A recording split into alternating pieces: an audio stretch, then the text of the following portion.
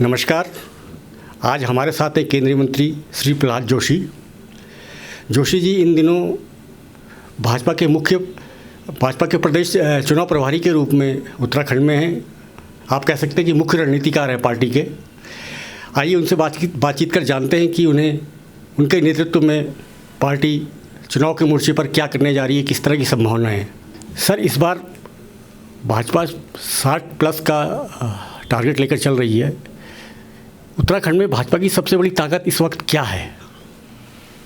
हमारा ताकत एक तो हमने जो उत्तराखंड के रचना के बाद जो काम हमने की है, विकास का कार्य जो हुआ है, मोदी जी के मार्गदर्शन में, मोदी जी के नेतृत्व में, उत्तराखंड के सरकार के भारतीय जनता पार्टी की सरकार है जो माननीय प्रधानमंत्री जी का मार्गदर्शन और एडवाइस मानते हैं, ऐसे सरकार है।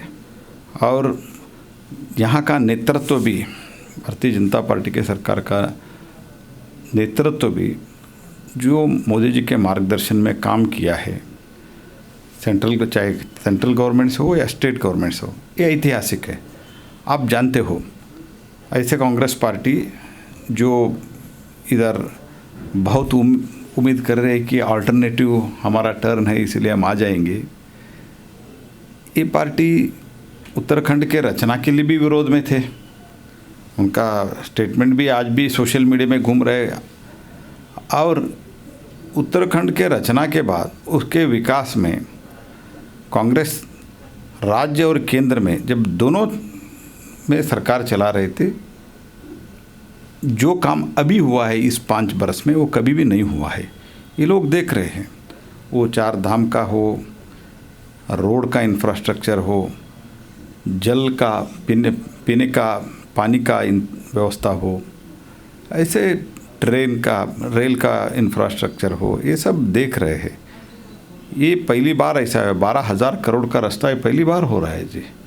ऐसे बहुत चीज़ मैंने उल्लेख कर सकता हूँ, लेकिन मैं लिमिटेड कुछ इसलिए बता रहा हूँ, ऐसे बहुत है। इसलिए विकास को लोगों ने मोदी जी के नेतृत्व में देखा है।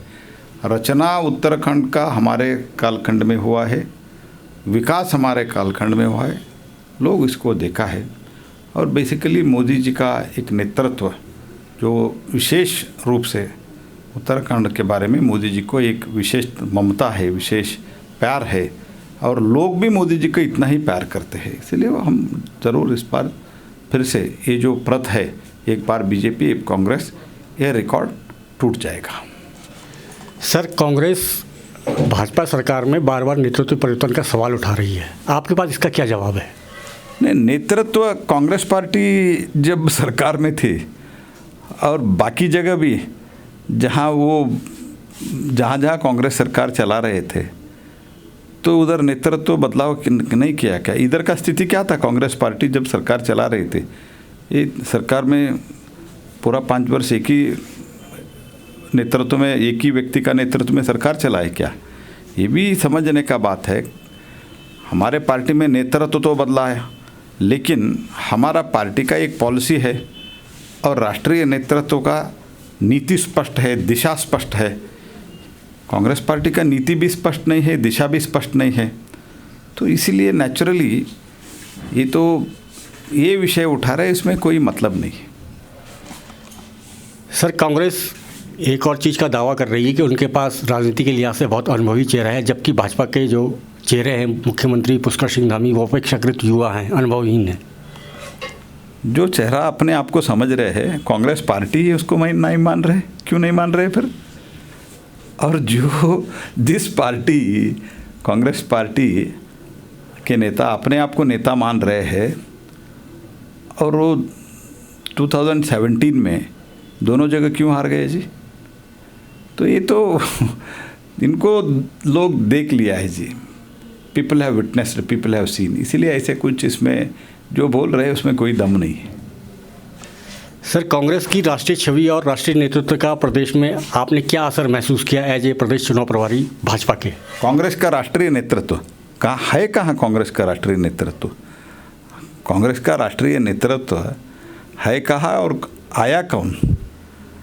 कोई भी इधर दिख तो नहीं रहा है। ऐसे कुछ लोग प्रभारी वगैरह के रूप में ऐसे नाम मीडिया में आता है। और इसके अलावा कांग्रेस के जो राष्ट्रीय अध्यक्ष ही नहीं है आज के दिन में, तो तात्कालिक अध्यक्ष, टेम्पररी अध्यक्ष ऐसे ही चल रहा है उस पार्टी में। एक जो लोग पार्टी के विद इन द पार्टी जिन लोग पूछ रहे हैं अध्यक्ष को चुनाव करो, नेतृत्व को चुन लो, उन लोगों को साइडलाइन कर दिया है। ये डेमोक्रेसी के बारे में बात करते हैं। तो कांग्रेस का नेतृत्व ही नहीं है। नेतृत्व के बारे में क्या करना है, असर के बारे में बात करना है। सर, इस चुनाव में उत्तराखंड में भाजपा प्रत्याशियों के पास कांग्रेस के प्रत्याशियों के खिलाफ मुख्य शस्त्र अस्त्र क्या है आपकी नज़र में? नहीं, कांग्रेस के खिलाफ तो एक तो जो हमने उत्तराखंड का रचना किया, हमने इसको विकास किया, ये तो मैंने पहले ही बताया।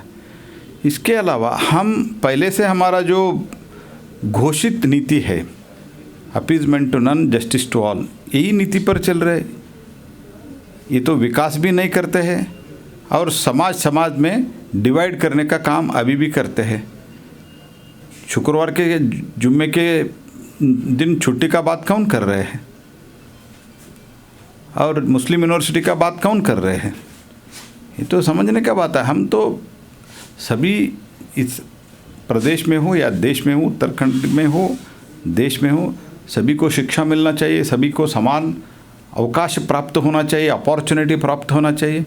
ये तो हमारा सिंपल एकदम स्ट्रेट सरल नीति है हमारा। कांग्रेस पार्टी का क्या है, एक तो काम नहीं करते हैं, दूसरी बात डिवाइड करते हैं समाज में। सर, ऐसे कौन से मुद्दे हैं जिन्हें पार्टी इस चुनाव में जनता तक ले गई है और अगले 10 दिनों में पूरी ताकत से ले जाएगी? जैसे मैंने ऑलरेडी कहा, जो विकास ही मेन मुद्दा है जी। उत्तराखंड का 21वीं शताब्दी का तीसरी शतक उत्तराखंड का दशक होना चाहिए। यही हमारा बहुमूल्य और इम्पॉर्टेंट जो उत्तराखंड का हमने विशेषतः हमको इसको टूरिज़्म हब बनाना है। अगर इधर इंफ्रास्ट्रक्चर हम ठीक तरह से विकास करते हैं तो ये बहुत बड़ा टूरिज़्म सेंटर हो सकता है। इसीलिए माननीय प्रधानमंत्री जी ने कहा है ये तीसरा शतक उत्तराखंड का शतक होना चाहिए, तीसरा दशक उत्तराखंड का दशक होना चाहिए 21वीं शताब्दी का। तो उसके लिए जो काम कर रहे हैं वो हम दिखा रहे हैं, ऑलरेडी कर रहे हैं। ये अधूरा कुछ जो काम रह गया है और आगे भी ये प्रदेश को एक tourism hub, Pilgrim tourism hub और ऐसे एक टूरिज़्म हब बनाने के लिए इधर, जैसे मैं कहूँ तो स्विट्ज़रलैंड को लोग जाते हैं, स्विट्ज़रलैंड से अच्छा है इधर, लेकिन इधर इंफ्रास्ट्रक्चर नहीं है, मार्केटिंग नहीं है। ये सब चीज़ जो कर सकते थे इतने बरसों में नहीं किया है। ये अभी काम शुरू हुआ है। ये पूरा करने के लिए भारतीय जनता पार्टी को मोदी जी के नेतृत्व में और एक बार अपॉर्चुनिटी मिलना चाहिए। सर, भाजपा भी कहती रही है और दिखा भी है पिछले 5 सालों में कि डबल इंजन सरकार, मतलब केंद्र और राज्य में एक ही पार्टी की सरकार विकास परियोजनाओं में तेज़ी रहती है। आपको क्या लगता है कितना भारा है 5 साल बाद भी डबल इंजन का स्लोगन मतदाता को? नहीं, आप ही देख सकते हो। ये जो अभी तक इतने देश से, सारे विश्व से लोग 4 धाम को आते हैं। 4 धाम का रोड हो, इंफ्रास्ट्रक्चर हो, उधर का आने जाने के लिए और व्यवस्था हो, पीने का पानी का हो, रहने का व्यवस्था हो, एक सुंदर माहौल, एक कुछ हुआ नहीं था, अभी बन रहे हैं।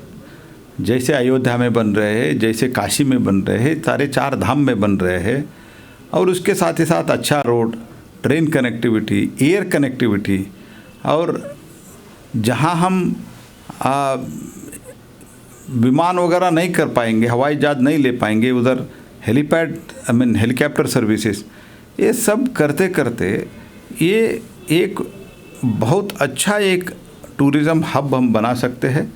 और इससे ही हमारा इकोनॉमी, हमारा जो जॉब क्रिएशन, ये सब हो सकता है। तो ये हुआ है, लोग देख रहे हैं।